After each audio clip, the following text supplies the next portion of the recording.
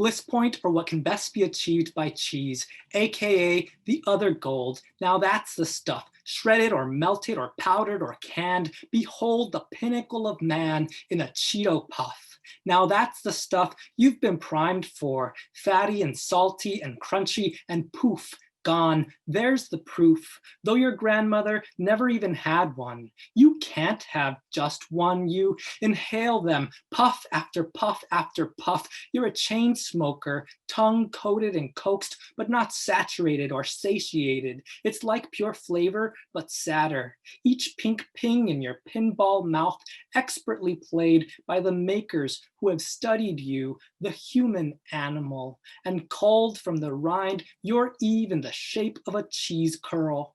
Girl, come curl in the dim light of the TV, veg out on the verge of no urge of anything. Long ago, we beached ourselves, climbed up the trees, then down the trees, knuckled across the dirt and grasses and thorns and Berber carpet. Now is the age of sitting, so sit. And I must say, crouched on the couch like that, you resemble no animal. Smug in your snuggie and snug in your sloth, you look nothing like a sloth. And you are not an anteater. An anteater eats ants without fear of diabetes, though breathing, one could say, resembles a chronic disease. What's real cheese and what is cheese product? It's difficult to say. But being alive today is real, really like a book you can't put down, a stone that plummets from a great height. Life's a page turner, all right. But don't worry if you miss the finale of your favorite show, you can catch it on cue. Make room for me and I'll binge on this, the final season with you.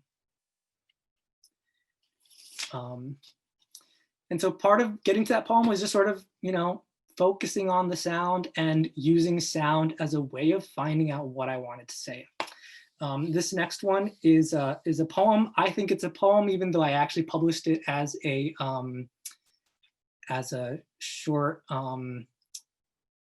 essay, as a nonfiction essay. And I think that's something else that in workshop I sort of had to figure out by asking questions like, what is genre, and does this fit into this other genre? And even I won a fiction contest by submitting a poem that I was like, this is also a fiction piece, and sent it in, and so playing with form and with genre is something else that I encourage my students to do. The Great Glass Closet. This is not a metaphor. When I say I lived in the closet, it's because I lived in the closet. You might too, if you shared a one-bedroom apartment with 11 other people and a pet. Mother, stepfather, brother, uncle, aunt, cousin, dog. Then there's me, the surplus. You could have called our closet a walk-in closet in the sense that a child's body could walk in. Mine did, and I called it home. It was comfortable enough if you were willing to lie. I was. I lived in a confession booth, listening to my own secrets, making my own sentences. Confession, my uncle was different in a way you could see. I was different in a way you could see. Only if you were looking. If you were looking, I could see. What I mean is that my uncle walked on crutches, so he couldn't cross the border by foot. He climbed into the trunk of a car, which is a kind of closet. I was like my uncle, and I was not like my uncle. He walked on crutches, and I didn't. Confession. During prayers, I don't close my eyes. Nobody knows this except for the other people who don't close their eyes. A life in the closet is a life that's closed. So I opened what I could, books. I was Harry Potter, the boy who lived, reading about the boy who lived. I had no owl, no hat, no wand. I couldn't cast a spell, and I couldn't spell. But I could see the low in owl. I could pull the hat out of that. And in the word wand, find another hidden and. Reading X-Men, I wanted to be Storm so that I could end the famine in my family's village, looking like a badass bitch queen goddess doing it. I knew this was impossible because I wasn't claustrophobic enough. I could never be Storm.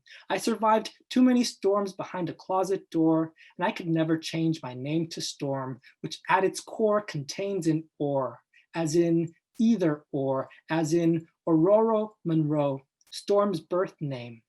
You must choose pink or blue, boy or girl, left or right or wrong, truth or lie, truth or dare. Truth. Even writing this, I thought that feminine shared an A with famine. Feminine. Dare.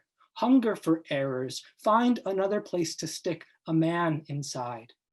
Reading, I learned the difference between cloth and clothes. Also the difference between close, meaning to shut, and close, meaning almost there. Sometimes there's no difference between the past and present, as in to read and to have read. Sometimes there's no difference between the past and present, except for the surroundings. You can call this context, or you can call this what it is, privilege. Not living in the closet is what people like me did on TV. But I wasn't like the people on TV, so I lived in the closet. In Fun Home, when Allison and her father see a woman wearing men's clothes and sporting a man's haircut, she says, like a traveler from a foreign country who runs into someone from home, someone they've never spoken to but know by sight. I recognized her with a surge of joy. Dad recognized her too. Spoiler alert, Allison and her father were both in the closet, but they were not in the closet together. My room is a closet for my family's clothes. My clothes were a closet for my skin. My skin is a closet for my skeleton. It won't always be. It won't always be this way, but that's not the same as it gets better. Better requires context. A shell could be a spent bullet or the home of a mollusk. In order to breathe, you have to add the little snail of an E to the end of the word breath. Breathe. Is it not amazing that we are still alive? It's nothing amazing, but in the closet is where I first read The Voyages of Dr. Dolittle. Marooned on Spider Monkey Island, the only way Tommy can go home is to climb inside the pink shell of the great glass sea snail. I lived in the closet, all wall, no window, so that if I turned out the light, it made no difference if I shut my eyes. That's how dark it got. I used to pretend I was Tommy inside the enormous shell. All window, no wall. But what was there to see at the bottom of the sea? Nothing except rare animals that learned under great pressure to make light from nothing but the nothing that they are. It was cold down there and lonely. My breath would fog the shell until I wiped it clear. But I climbed in when the great glass sea snail bowed its great neck to me and let me enter. Hoping I had enough air, heading straight for whatever waited on the next shore, like any immigrant would.